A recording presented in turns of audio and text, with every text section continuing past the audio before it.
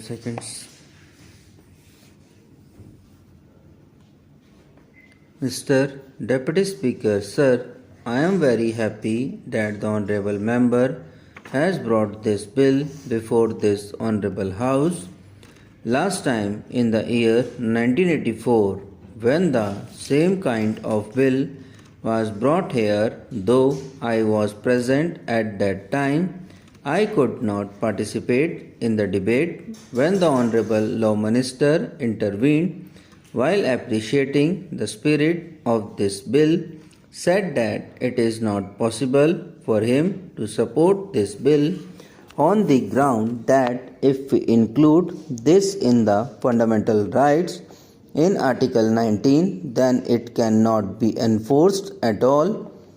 He added that we must make a law which is enforceable, and there is no use in passing all sorts of laws which are not in a position to implement. That was his line of argument, and I think that was the correct line.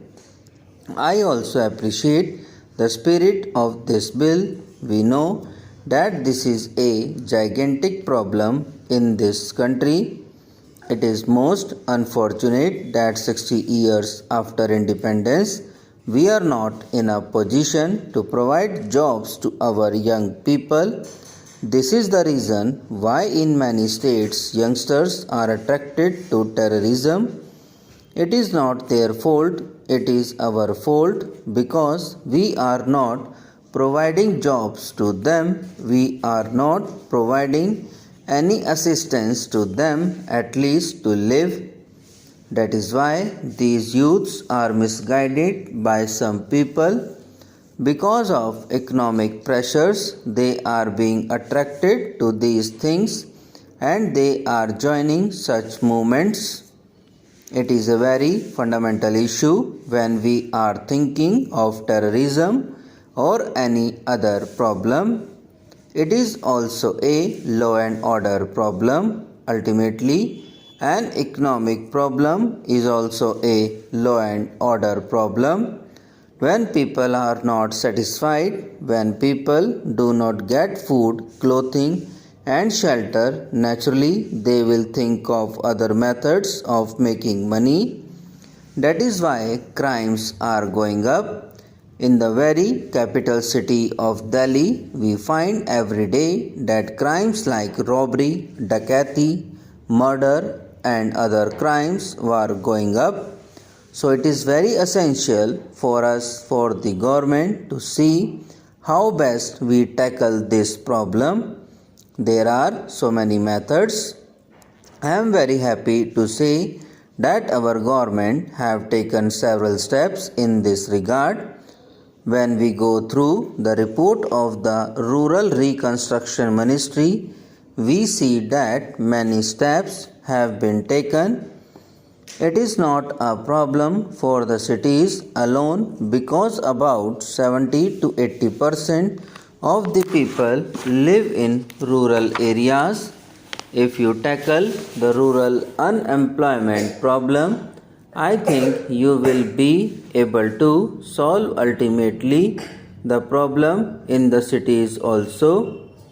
Why there is overcrowding in the cities? It is because the people are not getting any jobs in the villages.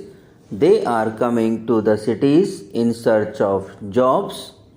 That is why there is so much of congestion, housing problem, and all sorts of things in the cities. This is a fundamental issue. If we improve the conditions of the poor people in the rural areas, then we will be tackling the problem in the cities also. I am happy to say that our government, the previous government, started to tackle the problem in the rural sector by the new economic program announced by the Honorable Prime Minister. We have taken this problem very seriously, particularly in respect of land reform. Sir, that is the greatest problem facing the rural areas. Some people are owning thousands of acres. Of course, after the land reforms, the number of acres is reduced, but still there are certain problems now.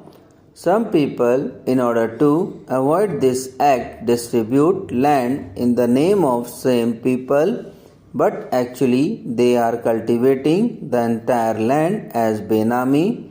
This is called Benami. So that problem is also there.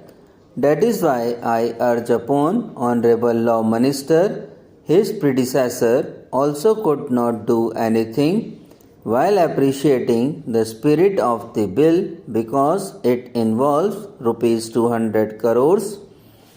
The burden may be more than rupees 200 crores. It may be a few thousand crores of rupees. With this amount of rupees 200 crores, you will not be able to provide employment to all the people. This amount will not be sufficient. The land reforms must be taken very seriously. If you tackle this problem, I think you will be able to solve the problem of unemployment to some extent. The poorer people who are the agricultural laborers, the harijans, and backward people who are the laborers of the landlords should be given the land about 4 or 5 acres each.